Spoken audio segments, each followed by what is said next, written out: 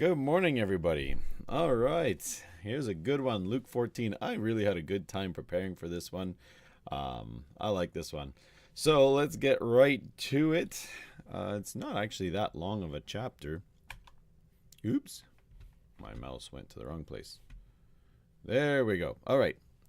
So let's start with this first part here. I like this. Actually, it takes a situation again at a Pharisee's house, just like in Luke 7.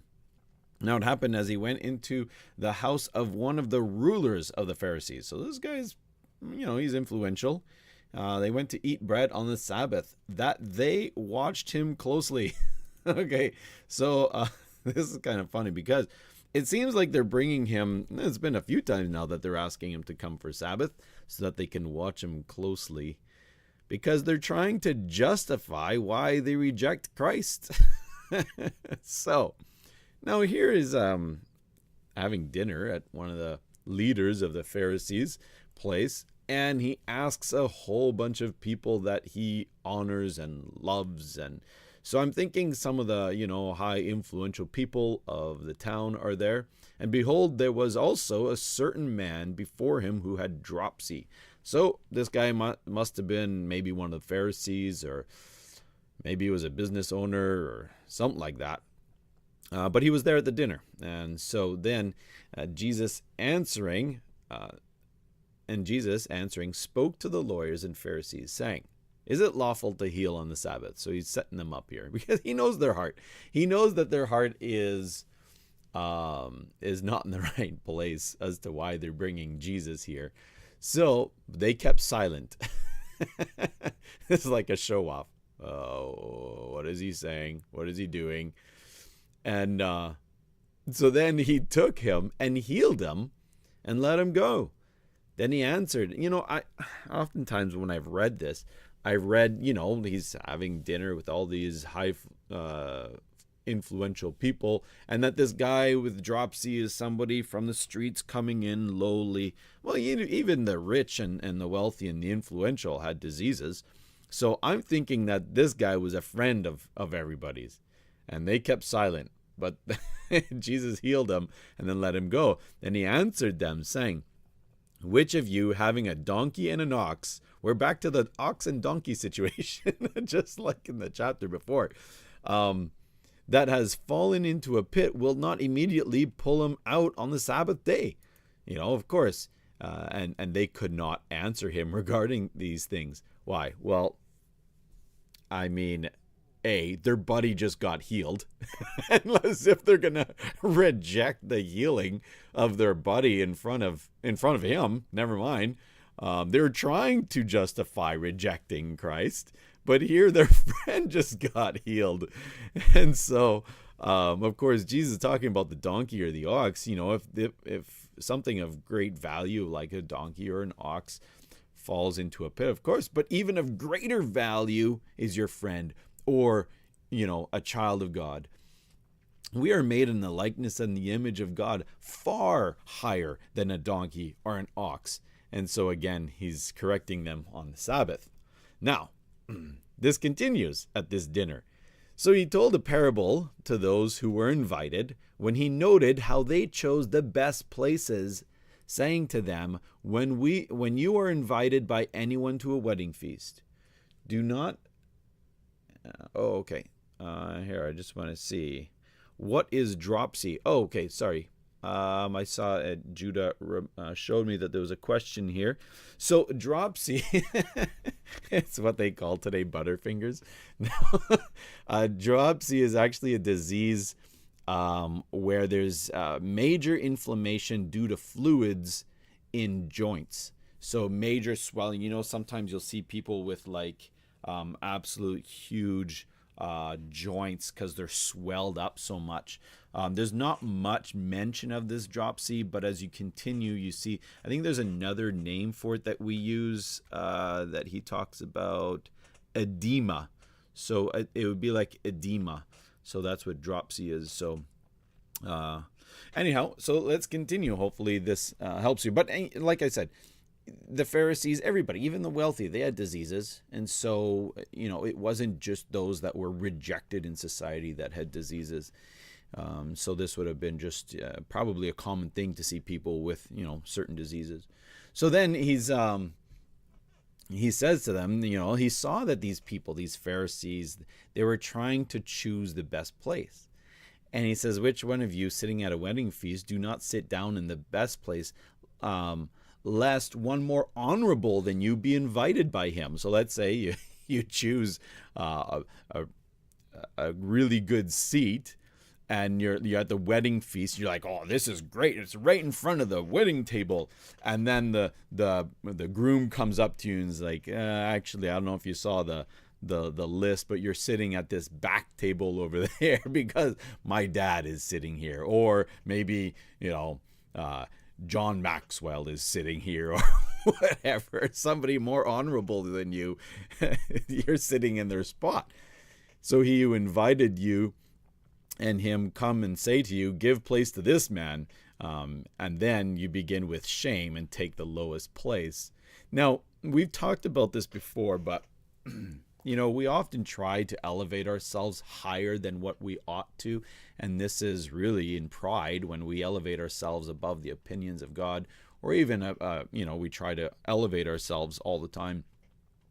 But being humble is to place ourselves at the right level that we should be. This is humility. Humility is when we choose to humble ourselves. But when a force outside of us humbles us, whether it be a person, or let's say you're playing basketball and you think you're the best basketball player out there, and so you're like, no one can beat me, and so you're at the courts and somebody that you're like, I totally can beat him, you're like, I challenge you to a 1v1, so you go and you challenge him, and then he absolutely demolishes you.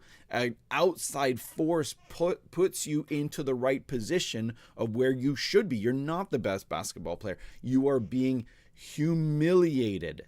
That is, an outside force is humbling you because you didn't choose to humble yourself in humility.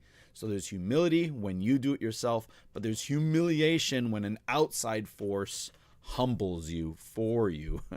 And so then, but the whole world is teaching us, you read these self-help books and all these things, and they're trying to tell you, you need to promote yourself. You need to promote yourself. No one else is going to promote you. But this is, promotion, real promotion comes from the Lord. It doesn't come from the east or the west, as it says in Psalms. It doesn't come from the north or the south. It comes from the Lord. And greater is, and so then let's keep going. But when you're invited, okay, go and sit down to the lowest place, so that when you, who invited you comes, he may say to you, hey friend, go up higher. Then you will have glory in the presence of those, because now you are being raised up by an outside force. Then you will have glory in the presence of those who sit at the table with you. For whoever exalts himself will be humbled, and he who humbles himself will be exalted. This is absolutely awesome. I love this. And then he who said to him, who invited him, when you give a dinner or a supper. Okay, so first let's finish this part. This happened to me, where people are talking about promote yourself. I've often just more so taken the back seat and allowed God to promote me. And when I was younger, there was this job that I took, and there was 70 of us that were taking a test for several positions. There was 2 different positions, but there was a lot of positions in category B and only 3 positions in category A, category A being the higher paying job. And so, but we needed to do a test, and it was a math test, and I'm good at math, and I had just finished high school, so it was all fresh in my mind. So I did the test and finished one of the top 3, so that position was offered to me. So then I'm working this job, and many months later, finally my boss he says, Phil, I need to talk to you. Oh boy, okay. So he takes me aside. He says, Phil, you don't belong here. What? What are you talking about? I'm having a great time. He says, no, what I'm saying is you shouldn't be here. You should be at a higher position in this company. Oh, I wasn't looking to promote myself, but they saw something, and so that promotion came from them. And so then they said, let me sit you down with somebody from the company and figure something out. So they do. And I go and sit down with them. They said, what do you want to do? I said, I don't know, like management or something like that. That'd be cool, but I don't have any university. They're like, well, we'll pay for that university. You just have to pay for your first year, but then the following years after that, you can go to business, admin, and we'll pay for the rest of your university. And so it was completely where they saw, promotion comes from God. If you humble yourself, and this is absolutely huge. We need to be able to humble ourselves. Let me just see here. Yeah. Oh, yeah. I need to read here verse 11, because this is the main reason of the topic of this whole thing. What a radical truth. Those who don't believe in God or trust God will never understand this and will never wait on the Lord for promotion. This type of action that shows trust in God to promote us is only found in those who are truly humble. The eyes of the Lord, now don't get me wrong, there's many times I tried to exalt myself and I was humiliated. So I'm not trying to, lift myself up in such a position, because I've been humiliated many times because I was humbled by exterior forces. However, on those who are truly humble, the eyes of the Lord run to and fro through the earth, looking for those people like this. And when he finds them, they will be honored. But look at this, they will be honored before him. But before you get honor, there is humility. And both of these verses show this. Look at this. The fear of the Lord is the instruction of wisdom, and before honor is humility. You want to be honored? Well, before you get honored, choose humility. It also says in Proverbs 18:12, before destruction, the heart of man is haughty, but before honor is humility. So obviously Jesus knew these scriptures. I love that. What an incredible thing that we see in Proverbs. Before there's honor, there's humility. So humble yourself. Don't be humiliated. But then he also said to them who invited him. So now he's still at the dinner, and now he turns his attention to those that invited him to the dinner. And he says, when you give a dinner or a supper, do not ask your friends, your brothers, your relatives, nor your rich neighbors, so that they invite you back and you get repaid. This is again about the motive. What's your heart behind inviting certain people for dinner? So that you get honored back in return. But when you give a feast, invite the poor, the maimed, the lame, the blind. This would actually be absolutely incredible to do. And I think we just don't do this enough. I mean, yeah, invite your friends over, but also invite those that don't get invited often. And you will be blessed, because they cannot repay you, for you shall be repaid at the resurrection of the just. I think this is a concept that we just don't take enough of, but I think we should. Imagine having a huge feast and you just go to somebody that the community rejects, and you're like, hey, I invite you. Of course they're going to want to come. So then there's the parable of, I like this. So now he's still there. He's still at the dinner. Now, when one of those who sat at the table with him heard these things, he said to him, I can imagine this is not one of the Pharisees. I can imagine this is one of the business people who is like probably a surfer dude or something like that. And he likes to surf at the Mediterranean Sea or something. And so he comes and he's like really impressed with Jesus. So he comes and sits down with him. He's like, man, blessed is he who shall eat bread in the kingdom of God. He's like, I see it being almost like some guy who's like totally into Jesus. And he's like, man, this is awesome. But obviously the Pharisees are not impressed with Jesus. So this guy must have been somebody else, They said to him, okay, let me tell you. A certain man gave a great supper and invited many, and sent his servant at supper time to say to those who were invited, come, for all things are now ready. So this is like a big feast, right? Let's have a big feast. But they all with one accord began to make excuses. Why? Well, they were busy, but really there's more behind that. It's probably they don't want to go. Maybe they've elevated themselves above. They know certain people are going to be there. They don't want to be there or whatever. The first said to him, I have bought a piece of ground and I must go and see it. And I ask that you you have me excused. Another said, I have bought 5 yoke of oxen, and I'm going to test them. I ask that you have me excused. I like this one. Still another said, I have married a wife, therefore I cannot come. What does that mean? She has me doing a lot of things, a lot of tasks. Now that you don't understand, I'm married now. I can't come. Well, bring your wife. What an excuse. That's a funny one. Anyhow, so the servant came and reported these things to the master. Then the master of the house, being angry, said to the servant, go out quickly into the streets and lanes and bring here the poor and the maimed and the lame and the blind. And the servant said, Master, it's been done as you commanded. Still there is room. Then the master said to the servant, go out to the highways and hedges and compel them to come in to my house, that they might be filled. Listen, it is a really good, where are we here? Verse 23. Okay, well, let's just look at verse 21, what Andrew Wommack writes here. This corresponds to 1 Corinthians 1:26 to 29. There aren't many mighty or noble people in the kingdom of God. This isn't because God didn't invite them. It's because they refuse the Lord's invitation. They're occupied with more important things, but the weak and the despised, they gladly respond to the invitation, probably because they don't get invited many times. They gladly respond to the invitation and they come to the Lord's table. It's not that God, he fails to invite people. It's that the invited, they reject his invitation. This is the truth of it. God is always inviting. He's always wanting people to come. God's not refusing to invite. It's just the invited are refusing to come. And so then he says, for I say to you that none of those men who were invited shall taste my supper.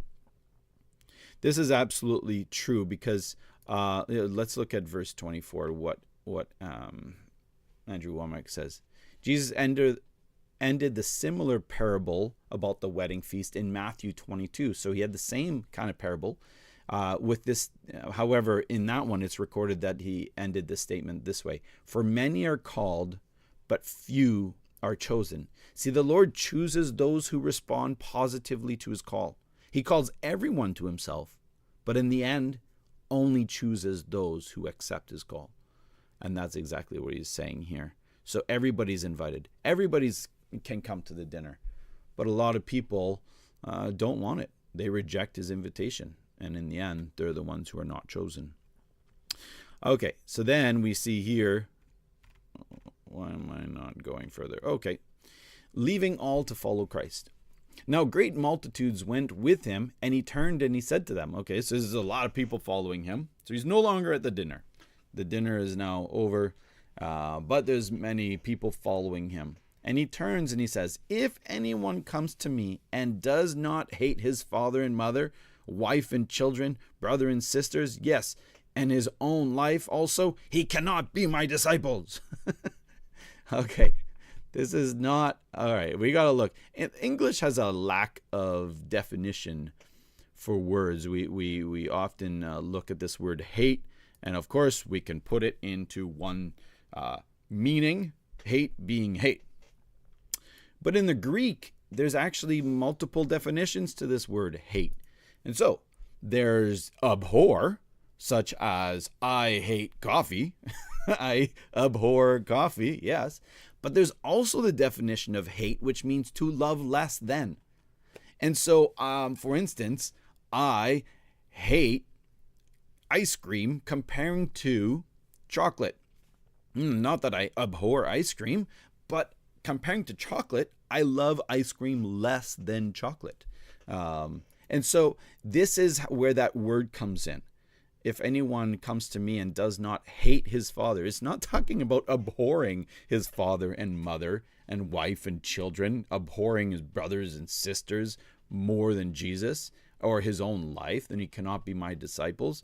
No, he's talking about you need to put Christ first. You need to love them less than you love Jesus.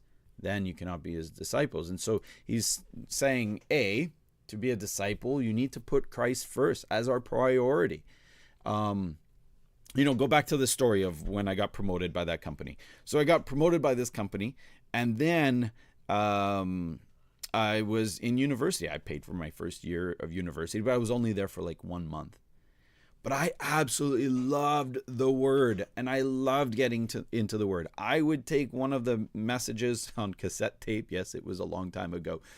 And I would listen to that message 9 times before I would switch messages. But also, I would absolutely go through each and every word that was said in that message, and I would look up the scripture and I would study it.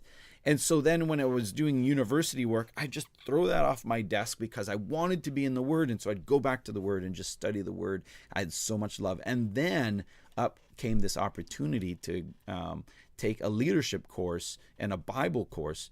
And I was like, I'm doing that. But that meant I had to drop university, drop this job. They were going to pay for, they were promising me huge salaries and everything. But you see, I loved more what Christ was doing. Now, my father, he was not impressed. He did not like this decision. But anyone who comes to me and does not love me more than my father and mother or wife and children, see, I had put more priority on what Jesus wanted me to do, on what the Lord wanted me to do. And so, yes, I had this promise of this great job, but I put priority on what Christ was calling me to do. And even my own life, they're paying for everything. It was a full ride, well, not full ride, mostly full ride scholar, paid for university. But I put that aside because I wanted more of the Word. And so this is sometimes the cost of being a disciple. And whoever does not bear his cross and come after me cannot be my disciple. What does he mean by this? Well, to bear his cross is, I wrote it this way, anything that the Lord asks us to do that isn't our first choice. So this is what bearing our cross is, doing anything that the Lord is asking to do that is not our first choice and comes after me. See, Jesus, he went to the cross. It wasn't his first choice, but he was willing to do what God had called him to do. And so this is what bearing the cross is. So being the cost of a disciple is, putting all your priorities second and not putting it above Jesus, above the Lord, and also doing what he's asking you to do, even though it's not our first priority, our first intention. For which of you, intending to build a tower, does not sit down first and count the cost, whether he has enough to finish it, lest after he has laid the foundation is not able to finish it, and who see it begin to mock him, saying, that man began to build but was not able to finish it? Or what king, going to make war against another king, does not sit down first and consider whether he is able with 10,000 to meet him who comes against him with 20,000? So he's saying there's a cost to discipleship. Or else, while the other is still a great way off, he sends a delegation and asks conditions of peace. See, this is wisdom. So this can be taken, yes, as counting your cost to becoming a disciple, but also this often is used in wisdom. Hey, guys, before you do that project, did you count through? Because there's wisdom in this. And so, but this is in the context of becoming a disciple. So likewise, whoever of you does not forsake all that he has cannot be my disciple. Listen, there's a big cost to becoming a disciple and to laying aside your priorities, your dreams, to take what Christ has for you. Listen, he wrote a book about you before you were even born. And don't you think that he would have taken into consideration your gifts, your talents, your abilities? He knows what you're capable of doing. And what he has planned for you is much greater than when you can even think or imagine. And so I worked up this incredible thing by my own, working for this business, and then I was being promoted. But then I was able to give that to him and say, hey, I want what you've called me to do. Yes, there's a great cost to being a disciple, but let me tell you, there's even a greater cost to rejecting Christ, right? And so then we go into this last part. It's very quick. Tasteless salt is worthless. Salt is good, but if the salt has lost its flavor, how shall it be seasoned? It is neither fit for the land nor for the dunghill, but men throw it out. And he who has ears to hear, let him hear. Listen, pretty much this is saying a Christian is useless unless he or she has the characteristics of Christ. So let's get his, the nature of Christ. So get into the Word. Let the Word get into your heart. Why? Because what comes out of the heart, the mouth speaks. Let that come in so that you can become more of love, more of nature of Christ, so that we're not useless. You know what? Get into the Word. Let's continue. Thank you guys for joining. I'm glad you guys come and are in the Word every day and are wanting to learn more. This is absolutely incredible because it's coming into your heart. It's growing. It's being seed planted, and you guys are watering it and meditating on it so that we are less useless. But all right, be a blessing out there. Remember, always stay filled up. God bless.